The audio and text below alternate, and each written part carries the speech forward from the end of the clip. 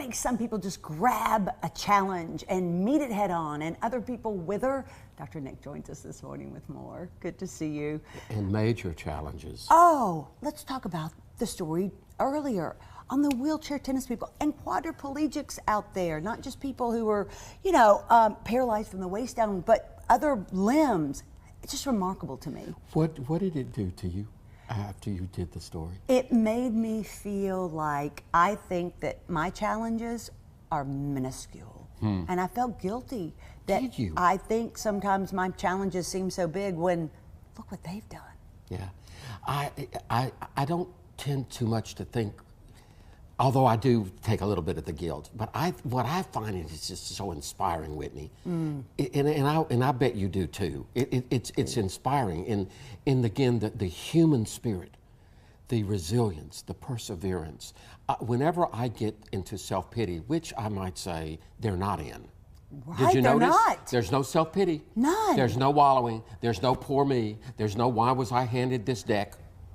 It's amazing. It really is. Where does that come from? It's just the I don't know if it comes from the fact that they're into survival mode, as well as I want to make this work, or if it's just I'm going to show you. Sure. I'm going to show you, which again is also kind of inspiring. I was just thinking of how I love to watch certain videos of the guy that plays the piano with his feet, and of the woman that flies the airplane with no arms. And I was fascinated with the story you did on the wheelchair, and I'm just it's almost as if remember Stevie Wonder was blind, and look what he did. Right. It's something about that disability that pushes the other abilities. To the the other forefront. gifts to the forefront. Yes. Do they find a piece of themselves that they never knew was there, or may never have known was there? Good question, and I would call those hidden gems that we just don't know what we're capable of until we have to meet with adversity or major hurdles. But I'm also guessing, Whitney, that these people had incredible mentors and coaches. And people that loved them unconditionally and that pushed them. I don't know that it'd be interesting to know that, how much of a vacuum this happens in, because I don't think it is a vacuum. Look at Helen Keller. I mean, the greatest story of all. Right. And we're constantly reminded of how could someone do it. But again, they're inspirational to me. That's why I think they're so important for us to focus on them. I do too. They're so inspirational because you and I are privileged. Let's face it. Of course, we've all got our disabilities. Sure. But we don't have major physical disabilities that we're talking about with blindness and with quadriplegic and no arms. And That's one reason why I did that story is that I think every day we all confront something that we're struggling with, or we're battling, or we're trying to overcome. And I hope that people take away from that, wow, if they can do that, I can do anything. yes. And if the whole world thought, I can do anything. Yes. What a different world it Yes. would be. It's what's so ironic about it is that, we all have to face our limitations, but then we're always pushing. We're always pushing those limitations, almost like the terrible twos. we're pushing the boundaries because that's what, again, the human spirit and the human resilience and the human creativity and perseverance, these are all higher brain functions. They are. Survival is that kind of, if you will, lower brain function, primal, but it's not, somehow they get beyond the fear.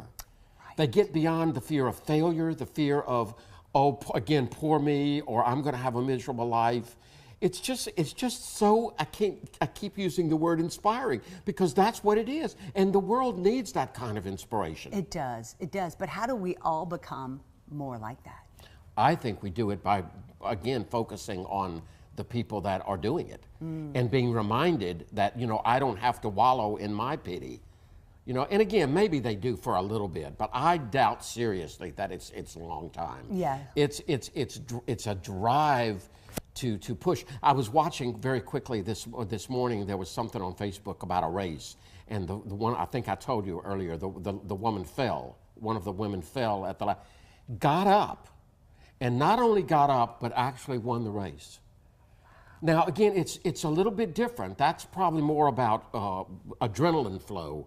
But aren't you? Doesn't it just inspire you that she got up? Right, right. That she That got up. got alone. up.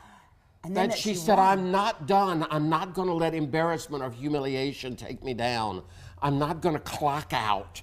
Yeah. I'm going to run this race, which is really one of the great, Pauline scriptures is run that race. Run that race. And whether you win or lose, you run it and say, I ran it to the best of my ability. And if she had not gotten up, she would never even have a chance to run it. Never had a chance. And I think, talk about regret. True. Talk about regret. True. So may we all today and this week and hopefully all year run that race. Run that race with all our disabilities and with all our abilities, and also to be mindful, particularly to be mindful of those that have less and yet continue to do more. Right. It's amazing. It is. May it Amazing. inspire us all. It may inspire us all. Good to see you, Whitney. Great to see you too. And we'll be right back with more. I've always wanted to say that. I'll let you. And we'll be right back with more of Weekends with Whitney.